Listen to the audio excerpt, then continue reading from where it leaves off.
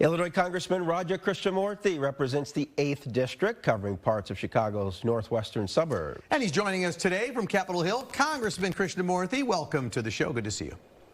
Hey, welcome to my office in Schaumburg, actually. Well, hey, Schaumburg, it's beautiful there, too, this time of year. Nice to have you in the state. Hey, look, let's focus in right on racial tensions. The House, of course, taking steps to introduce the Justice in Policing legislation addressing reform. You know, that's also going around various states now. Talk a little bit about what exactly it's going to do and accomplish. And secondly, will it just get added to the pile of over 400 bills sitting on Mitch McConnell's desk? I hope not, and I'm somewhat heartened that even in the Senate they're talking about some police reform measures. So hopefully we'll actually take action.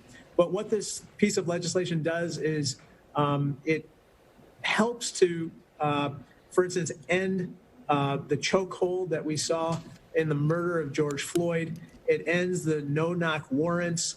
Remember, a no-knock warrant led to Breonna Taylor's death in Louisville by the police. It also calls for heightened training as well as standards for police accountability. I'm trying to push one particular measure, which is transparency with regard to police payouts by cities and transparency as to the misconduct involved in those payouts. You know, in Chicago alone, we've paid out more than $700 million in settlements for police misconduct cases in the last decade or more. So this is very serious, and these dollars could go toward investing in those neighborhoods that have suffered tremendous disinvestment, which to me leads to chronic poverty, hopelessness, and of course crime, and we've got to end that. Congressman, are you seeing support among your Republican colleagues to change the qualified immunity standard that protects police? Unfortunately, I'm not seeing that support yet. That is something that I am supporting as part of this bill that I'm co-sponsoring that Nancy Pelosi rolled out the other day. However, we have to convince our colleagues and others that, you know, nobody should be absolutely immune from misconduct, certainly as egregious as what we saw on display with the George Floyd killing, but in so many other instances as well.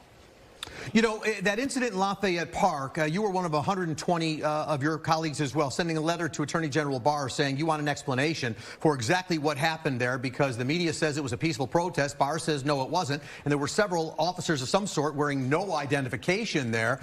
Any response from Barr yet, and do you expect one?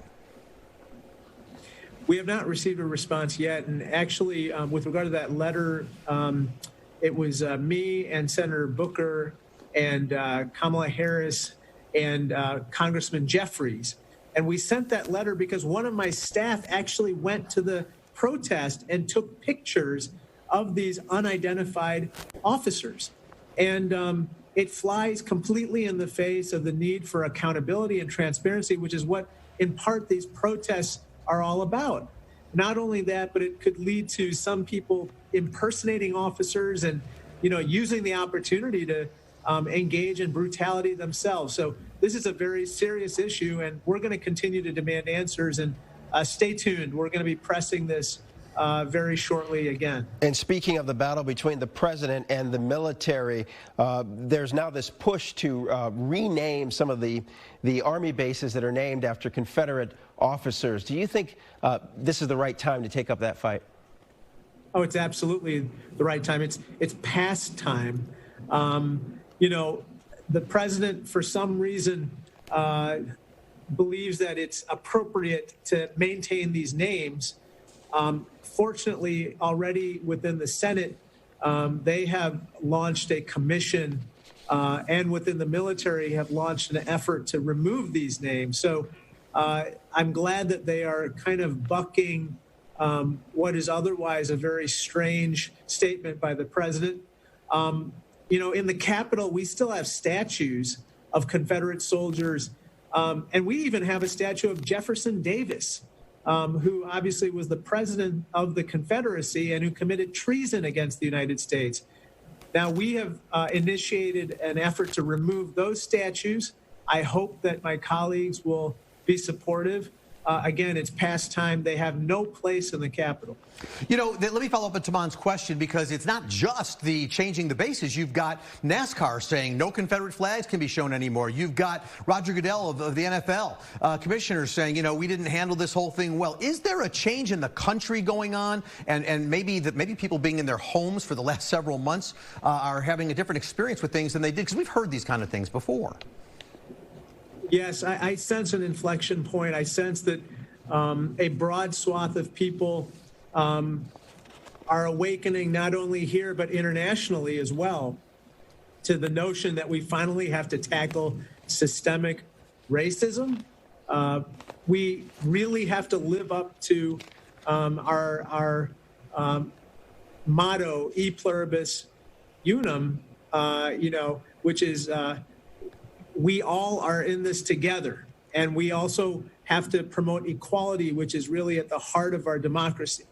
And so I think that even people in the suburbs are concerned about what's happening in the city. That's why they have protested as well. I spoke at one of these protests last Sunday. I'm really seeing a change in people's willingness to tolerate what we've seen up till now any longer. All right, Congressman, don't minimize us or close out of this meeting on your computer, because we're going to take our first break. And coming up next on WGN TV Political Report.